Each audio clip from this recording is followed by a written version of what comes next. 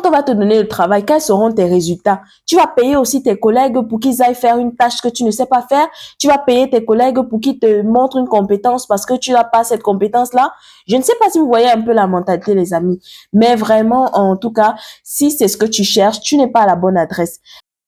Vraiment, si je voulais escroquer les gens avec cette histoire d'immigration au Luxembourg ici sur YouTube, je pense que je serais déjà riche, les amis. Regardez le message d'un abonné que j'ai reçu hier dans la nuit. Il m'écrit: Bonjour madame, c'est encore moi. J'ai une proposition à vous faire. Je vais payer mon appel chez vous, mais je veux que vous puissiez chercher pour moi un contrat de travail vu que vous êtes un peu plus expérimenté sur le marché du travail luxembourgeois. À l'obtention du contrat de travail et visa, je vous verserai une somme de 1 000 $ avant de piétiner le sol luxembourgeois. Le problème qui se pose, c'est l'anglais. Je ne maîtrise pas. J'ai les relevés de notes, mais pas encore mon diplôme de licence. Si ma proposition vous va, faites-moi savoir. Merci.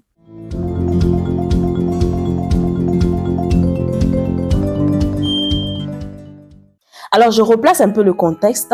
Il y a quelques mois déjà, j'accompagne les gens dans leur processus d'immigration, particulièrement dans la recherche d'emploi au Luxembourg.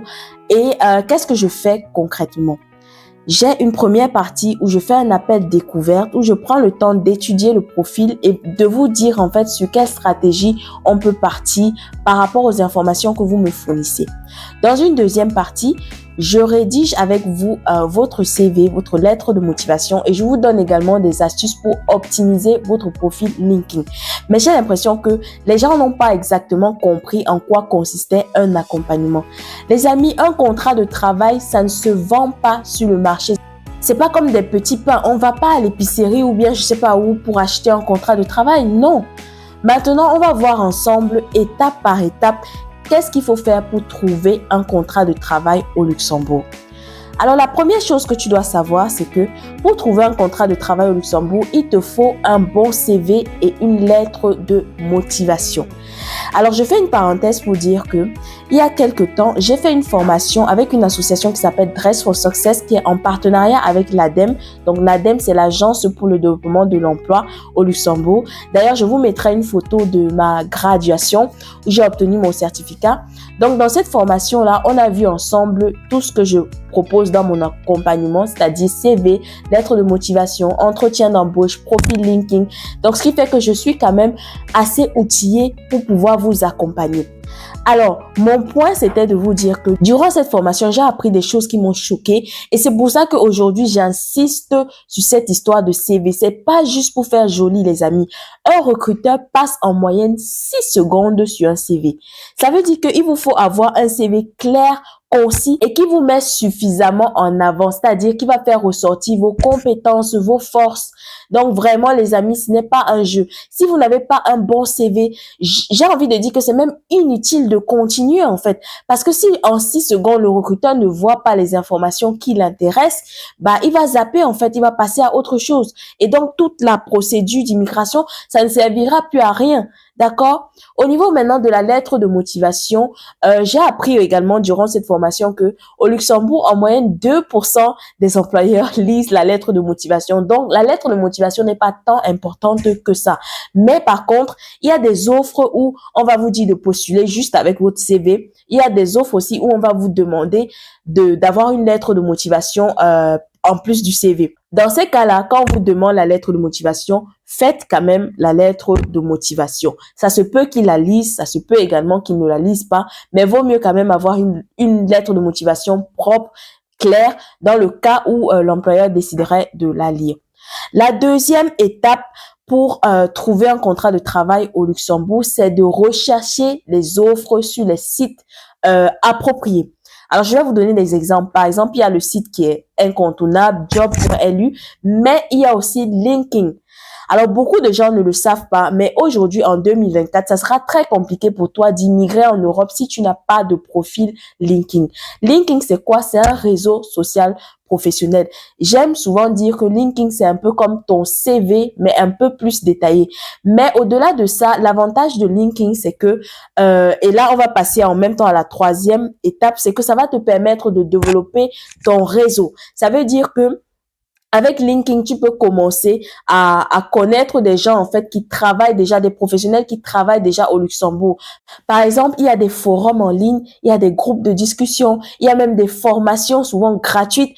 Ce sont des événements comme ça auxquels tu peux participer pour te développer, pour commencer à te développer un petit réseau, même si tu n'es pas encore au Luxembourg. Mais au-delà de ça, ce sont même des événements qui vont te permettre de comprendre un petit peu comment ça fonctionne au Luxembourg. D'accord? Alors, la quatrième étape, la quatrième chose que tu dois faire, c'est de préparer ton entretien d'embauche. Et là aussi, je vous ai dit que j'ai la possibilité de vous accompagner à ce niveau-là parce que j'ai été formée pour le faire et moi-même, j'ai été plusieurs fois en entretien d'embauche, donc je sais à quoi ça ressemble. D'accord, les amis? Donc, si vous avez besoin d'accompagnement à ce niveau-là, n'hésitez pas. Mais ce que je peux dire, c'est que de manière générale, préparez les questions clés. Les questions telles que présentez-vous, on sait que c'est une question phare qui ne manque jamais dans un entretien. Donc, tu ne peux pas te présenter à un entretien et quand on va te dire présentez-vous, tu bégayes. Non, parce que ça, c'est une question que tu dois prendre le temps de bien préparer à la maison. Et ce que j'aimerais dire également au niveau de cette partie-là, c'est que avant, en entretien d'embauche, on avait des questions telles que quelles sont vos forces, quels sont vos points faibles. Mais aujourd'hui, les employeurs vont plus loin. Ils sont plus dans des mises en situation, c'est-à-dire que on va vous demander, par exemple, au cours de vos différentes expériences professionnelles, avez-vous déjà eu à gérer des situations de stress? Racontez-nous un peu comment vous vous êtes pris, ou bien avez-vous déjà rencontré tel ou tel problème et comment est-ce que vous avez fait pour gérer? Parce que ça permet à l'employeur de voir un peu quelle est votre méthodologie, quelle est votre stratégie de gestion de conflits, de gestion de problèmes, d'accord? Donc ça aussi, c'est des choses qu'il faut bien travailler pour ne pas aller bégayer en fait en réalité en entretien. Et la dernière étape, la cinquième étape que beaucoup de personnes négligent, continuez à vous former, les amis. Je vous assure qu'en Europe, c'est quelque chose qui est très apprécié. Quand on voit sur votre CV, par exemple, que vous avez, par exemple, un master, une licence, un BTS, mais vous êtes en train d'apprendre une nouvelle compétence, d'apprendre une nouvelle langue, d'apprendre quelque chose de nouveau. Ça montre que vous êtes quelqu'un qui cherche constamment à vous améliorer, à vous perfectionner. Et ça, pour une entreprise, c'est quelque chose qui est vraiment très apprécié. D'accord? Donc, ça peut être n'importe quoi. Ça peut être une formation en ligne, ça peut être une langue.